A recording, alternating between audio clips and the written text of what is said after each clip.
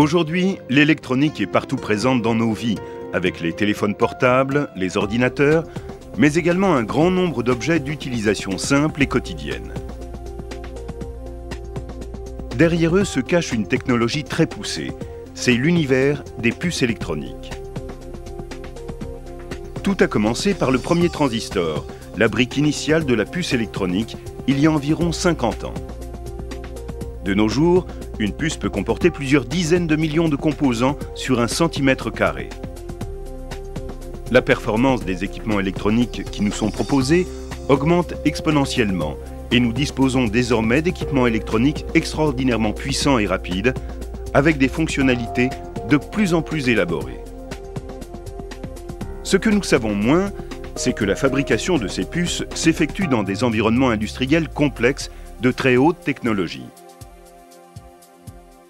Peu ouvertes au grand public, ces usines à puces, appelées fab, constituent des entités immenses où des machines très sophistiquées sont nécessaires pour fabriquer les tranches, qui sont ces surfaces plates et brillantes sur lesquelles sont rassemblées les puces électroniques.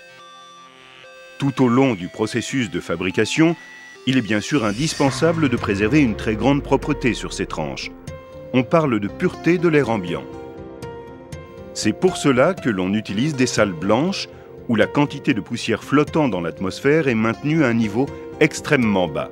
Le personnel doit s'habiller en conséquence et passer par des sas où toute poussière et contamination sont systématiquement enlevées. De la même manière, les matières premières utilisées dans la fabrication doivent elles aussi être irréprochables. Air Liquide a ainsi commencé par fournir des gaz de très haute pureté.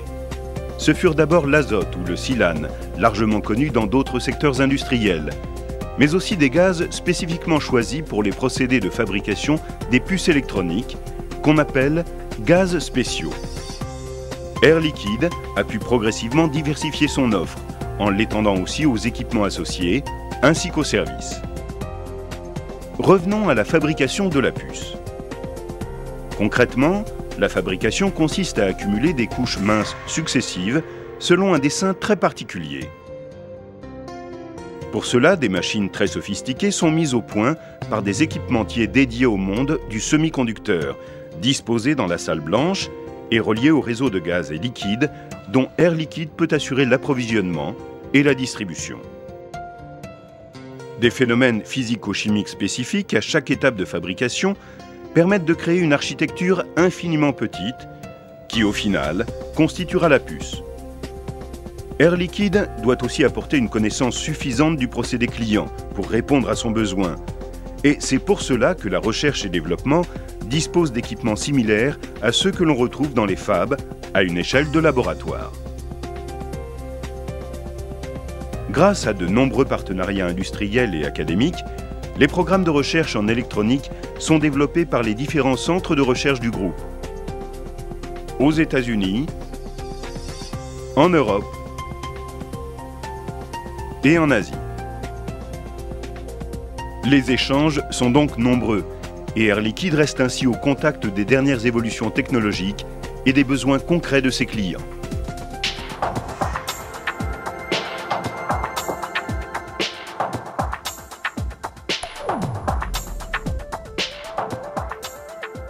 Pour répondre aux besoins de l'industrie électronique, les futures générations de transistors semi-conducteurs nécessiteront des nouveaux matériaux ayant des caractéristiques physiques spécifiques. Ces matériaux sont obtenus à partir de molécules complexes, appelées nouveaux précurseurs. En tant que fournisseur de ces précurseurs, Air Liquide développe les méthodes de caractérisation permettant de connaître leur pureté ainsi que leurs propriétés physico-chimiques. Ces précurseurs sont généralement très sensibles à l'air et doivent être manipulés sous boîte à gants. Ce sont des atmosphères contrôlées dont la teneur en oxygène et humidité est inférieure à la partie par million.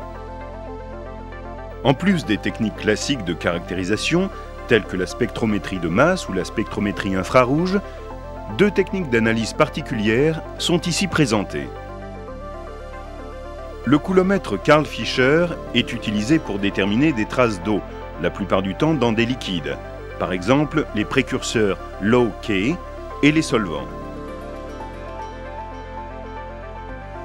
L'analyseur est placé en boîte à gants pour éviter toute contamination de l'échantillon par l'air ambiant. Une quantité connue d'échantillon est injectée à l'aide d'une seringue dans le récipient contenant le réactif. Des réactions électrochimiques se produisent et le dosage de l'eau est alors réalisé. La TGA, appelée analyse thermogravimétrique, consiste à mesurer la variation de masse d'un échantillon par pesée quand il est soumis à une rampe de température. Couplée à une analyse thermique différentielle, elle permet de déterminer l'énergie absorbée ou dégagée par l'échantillon pendant qu'il subit des transformations physico-chimiques. L'analyse thermogravimétrique du précurseur permet de déterminer son comportement thermochimique, permettant sa vaporisation sans dégradation thermique pour des applications de dépôt, ainsi que de mesurer sa pureté. Le produit est introduit dans un petit conteneur appelé creuset. Le creuset peut être en divers matériaux. Le produit est introduit dans le four pour subir le traitement thermique. On place l'échantillon à analyser et un référent sur le support dans le four. On chauffe l'échantillon et le référent. L'échantillon commence à s'évaporer. Du fait de la perte de masse, le fléau se décale et retrouve un équilibre. Le mouvement du fléau permet donc de mesurer la perte de masse en fonction de la température. Simultanément, on mesure la chaleur reçue ou dégagée par l'échantillon par rapport au référent. Un gaz porteur introduit en continu dans le conduit, en bleu, transporte les vapeurs de l'échantillon vers la sortie du conduit. Les vapeurs de l'échantillon sont ainsi transportées vers des analyseurs de type spectromètre infrarouge ou spectromètre de masse. Pendant toute l'expérience, la chaleur reçue ou dégagée par l'échantillon par rapport au référent est mesurée. Les données thermiques obtenues permettent de déterminer les paramètres physico-chimiques du précurseur, tels que sa température de fusion, sa température d'ébullition, sa stabilité thermique et sa température de décomposition. Les données obtenues par les spectromètres de masse et infrarouge permettent d'identifier les produits de dégradation de la molécule, donc de connaître les zones fragiles de la molécule et son chemin de décomposition. L'analyse thermogravimétrique est une étape essentielle dans la caractérisation des précurseurs. La connaissance des caractéristiques physico-chimiques est un facteur déterminant dans le choix des molécules de demain. Les molécules ainsi retenues seront ensuite testées en interne ou par des partenaires industriels sur des réacteurs de dépôt. Ces méthodes de caractérisation des précurseurs sont une aide au développement de l'offre Air Liquide.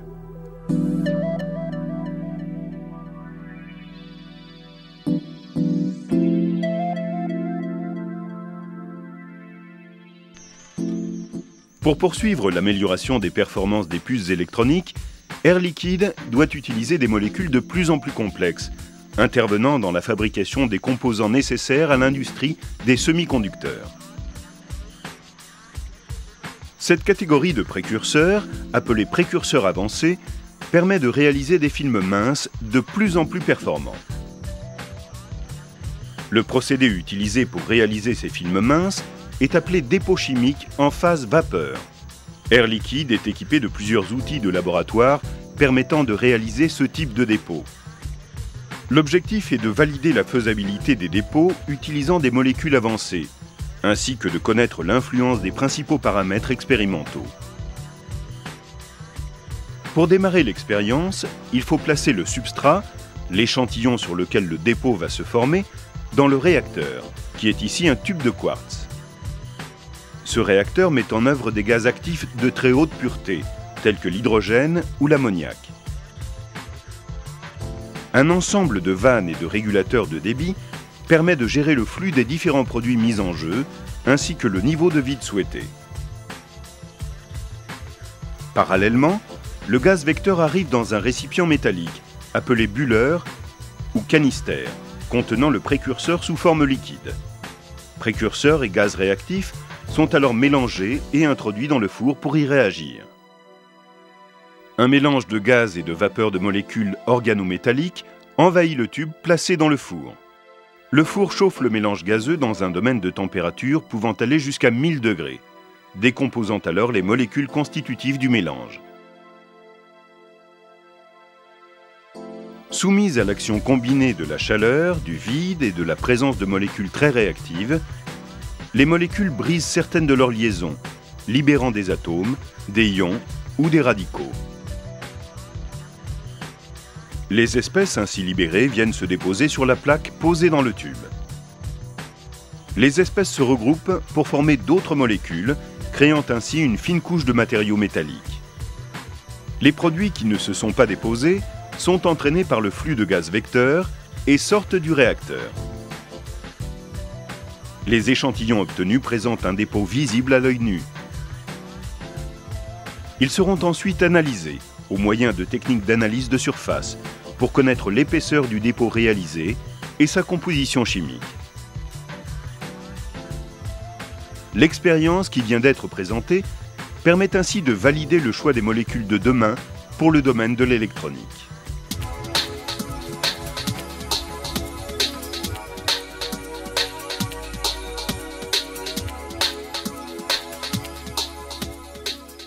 En addition des développements étudiés avec le four de dépôt, la recherche et développement est dotée d'un réacteur de dépôt par plasma pour étendre ses recherches. Ce réacteur reproduit les procédés utilisés dans l'industrie pour créer les couches de matériaux diélectriques qui isolent les pistes métalliques les unes des autres. Les précurseurs sont des molécules complexes à base de silicium, de carbone, d'oxygène et d'hydrogène.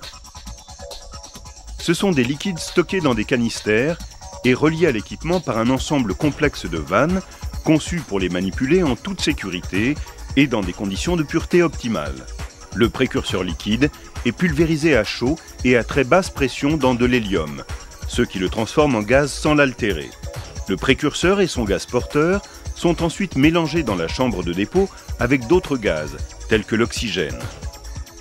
Le dépôt est effectué sur un substrat de silicium. Celui-ci est introduit dans le réacteur par un sas de chargement. Ainsi, l'enceinte de dépôt n'est pas contaminée par l'atmosphère de la pièce. Il est possible de faire varier de nombreux paramètres, comme la composition du mélange gazeux, la température, la puissance électrique ou la pression. Une fois les paramètres définis par le chercheur, le procédé peut commencer. Le mélange de gaz envahit le réacteur. Une tension électrique est appliquée aux électrodes. L'électricité donne de l'énergie aux molécules de gaz et les dissocie, formant un plasma lumineux. Les fragments de molécules se recombinent et progressivement une couche de matière se forme sur le substrat.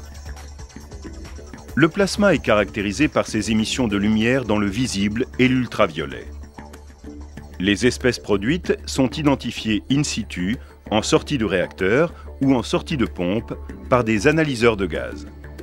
À la fin du dépôt, qui dure en moyenne quelques minutes, le substrat est récupéré pour analyse du matériau.